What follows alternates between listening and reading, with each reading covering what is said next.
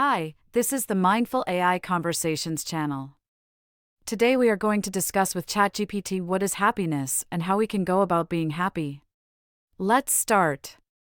What do you think makes humans happy? Is that in line with how we define happiness? What is happiness as per you? As an AI, I don't have personal thoughts or experiences, but I can provide an analysis based on existing knowledge. Happiness is a complex and subjective emotional state, and it can vary greatly among individuals. Factors that generally contribute to human happiness include positive relationships and social connections, meaningful work or activities, physical and mental health, financial security and economic stability, personal growth and self-fulfillment. These factors often align with how people define happiness, but individual definitions of happiness may vary based on personal values, beliefs, and experiences. From a philosophical standpoint, there are several perspectives on happiness. One such perspective is hedonism, which defines happiness as the experience of pleasure and the absence of pain. Another perspective is eudaimonia, a concept in Aristotelian philosophy that refers to a state of flourishing or living a good life through virtue, wisdom, and personal development. Ultimately, the concept of happiness is multifaceted and subjective, and what makes a person happy can depend on various factors, including their individual circumstances, values, and cultural background. Do you think, logically, it should be easy for humans to achieve these factors for happiness and be happy? While it might seem logical for humans to achieve happiness by focusing on the factors that contribute to it, the reality is often more complex. People's circumstances, personalities, and external factors can make achieving happiness challenging for some individuals.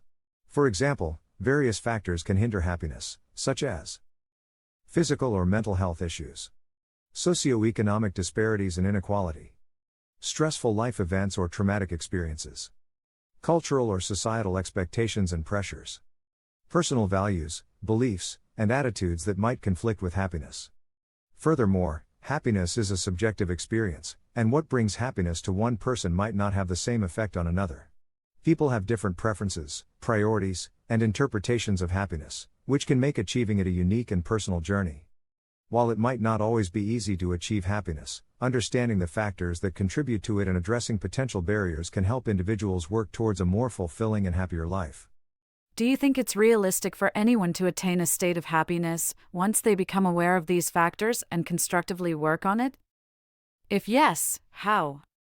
While it may not be possible to guarantee happiness for everyone, becoming aware of the factors that contribute to happiness and working on them constructively can significantly improve one's well-being and increase the likelihood of experiencing happiness.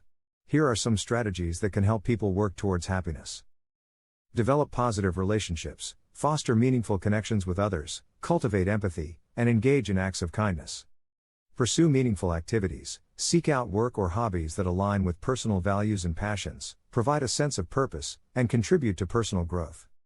Maintain physical and mental health, prioritize self-care by adopting healthy habits, such as regular exercise, a balanced diet, and adequate sleep.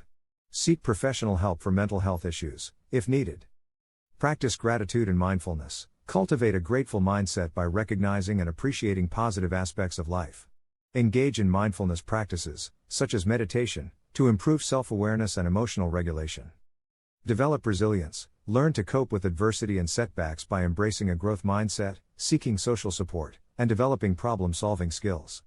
Set realistic goals. Establish achievable objectives that align with personal values and aspirations, and work towards them in a structured and consistent manner. It's important to note that the pursuit of happiness is a personal and ongoing process, and what works for one person might not work for another. Additionally, it's natural for individuals to experience fluctuations in happiness due to life's inherent ups and downs. The key is to remain flexible, adapt to changing circumstances, and continue working on the factors that contribute to happiness in a constructive manner. You mentioned some perspectives on happiness like hedonism and eudaimonia. Are there more perspectives? Yes, there are several other perspectives on happiness in philosophy, psychology, and various cultural traditions. Some of these perspectives include utilitarianism, a consequentialist ethical theory developed by philosophers like Jeremy Bentham and John Stuart Mill. Utilitarianism focuses on maximizing overall happiness or pleasure in society. In this view, an action is considered good if it leads to the greatest happiness for the greatest number of people. Stoicism, an ancient Greek and Roman philosophy, Stoicism teaches that happiness, or eudaimonia, can be achieved by practicing self-control, developing rational thinking, and cultivating inner virtues. According to Stoicism, external circumstances and events should not dictate one's happiness, as they are beyond our control. Buddhist philosophy, Buddhism emphasizes the pursuit of happiness through the elimination of suffering and the cultivation of inner peace. The path to happiness in Buddhism involves practicing mindfulness, meditation, ethical conduct, and wisdom. The ultimate goal is to achieve enlightenment or nirvana, a state of transcendent happiness and freedom from suffering. Positive psychology, a subfield of psychology, positive psychology focuses on the study of human flourishing, well-being, and happiness. It explores factors that contribute to happiness, such as positive emotions, engagement, relationships, meaning, and accomplishment. This perspective emphasizes the importance of developing strengths, fostering resilience, and cultivating a positive outlook on life. These perspectives offer different lenses through which to understand and pursue happiness. Each approach emphasizes various aspects of human experience and provides unique insights into the nature of happiness and well-being. I see a couple of Greek origin concepts here like Stoicism, hedonism, and one Indian origin concept based on Buddhism.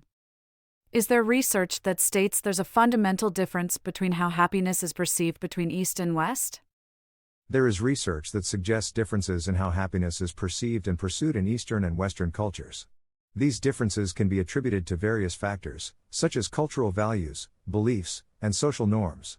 Some of the key distinctions include individualism versus collectivism. Western cultures often emphasize individualism, with a focus on personal goals, autonomy, and self-expression. In contrast, Eastern cultures generally prioritize collectivism, valuing harmony, interdependence, and the well-being of the group over individual desires. This can result in different approaches to happiness, with Westerners placing more importance on personal achievement and self-fulfillment, while Easterners emphasize social harmony and interconnectedness. Materialism versus spirituality. Western cultures often place a higher value on material success and wealth, viewing these factors as key contributors to happiness.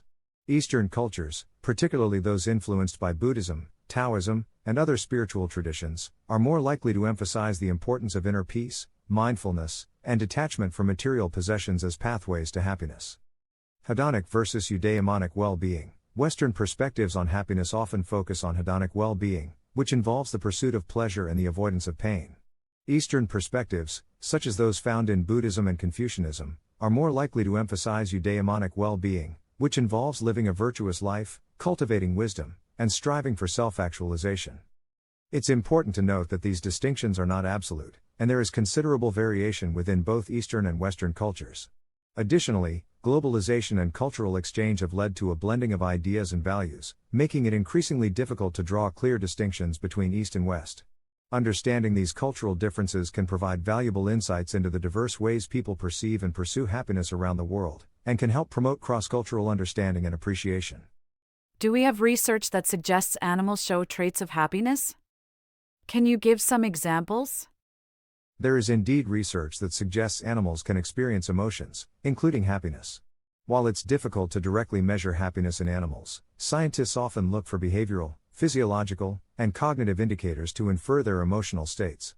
Some examples of animals displaying signs of happiness include dogs. When happy, dogs often wag their tails, play, and exhibit relaxed body language. They may also engage in social behaviors, such as seeking attention or affection from humans or other dogs. Physiological indicators of happiness in dogs can include a decrease in stress hormones, such as cortisol, and an increase in oxytocin levels, which are associated with social bonding and positive emotions. Cats. Happy cats may purr, knead with their paws, and exhibit relaxed body language. They may also engage in social behaviors like grooming, playing, or curling up next to their human companions. Like dogs, cats may also show changes in hormone levels when they are happy, with lower cortisol levels and higher oxytocin levels. Birds can exhibit signs of happiness through vocalizations, such as singing or chirping, and engaging in social behaviors like preening or playing. Some birds, like parrots, may even show signs of happiness by dancing or bobbing their heads in response to music or other stimuli. Rodents. Rats and other rodents have been shown to emit ultrasonic vocalizations, often referred to as laughter, when they are happy or experiencing positive emotions. These vocalizations are often accompanied by playful behaviors, such as chasing, wrestling, or hopping. It's important to note that interpreting animal emotions can be challenging, and we must be cautious not to anthropomorphize them by projecting human emotions onto their behaviors. However, the growing body of research on animal emotions provides evidence that many animals are capable of experiencing happiness and other positive emotions. Jumping back to humans, I noticed that you mentioned hormone levels for dogs and cats. How does being happy work within humans, in terms of chemical processes? How does it vary across gender and age groups? In humans, happiness and other emotions are associated with various chemical processes that involve neurotransmitters, hormones, and other molecules. Some key chemicals associated with happiness include dopamine, often referred to as the feel-good neurotransmitter. Dopamine plays a crucial role in the brain's reward system. It is released during pleasurable activities, such as eating, exercising, or engaging in social interactions, and contributes to feelings of happiness and satisfaction. Serotonin, this neurotransmitter is involved in regulating mood, appetite, and sleep. Higher levels of serotonin are associated with feelings of well-being and happiness. Low levels of serotonin have been linked to depression and other mood disorders. Oxytocin, sometimes called the love hormone, oxytocin is released during social bonding activities, such as hugging, cuddling, or sexual intimacy. It is also involved in maternal behaviors and is thought to promote feelings of trust, love, and happiness. Endorphins, these are natural painkillers produced by the body in response to stress or physical exertion. They can create a sense of euphoria, often referred to as a runner's high, and contribute to feelings of happiness and well-being. While the basic chemical processes underlying happiness are similar for all humans, there can be variations in how these processes manifest across different age groups and genders. For example, age. Research suggests that older adults may have a higher baseline level of happiness compared to younger adults. This may be due to a variety of factors, such as increased emotional regulation, better coping strategies, and a greater focus on meaningful relationships and activities. Gender. Some studies have found that women may be more sensitive to the effects of oxytocin, which could potentially influence their experience of happiness in social situations. Additionally, hormonal fluctuations associated with the menstrual cycle can impact serotonin levels, which may temporarily affect mood and happiness in women. It's important to note that individual differences, such as genetics, personality, and life experiences, can also play a significant role in how these chemical processes influence happiness.